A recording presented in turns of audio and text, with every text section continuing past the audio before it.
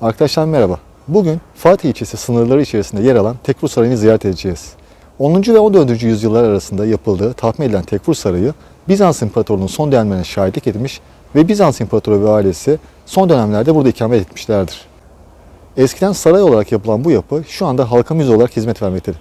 Gelin hep beraber içerisine gezelim.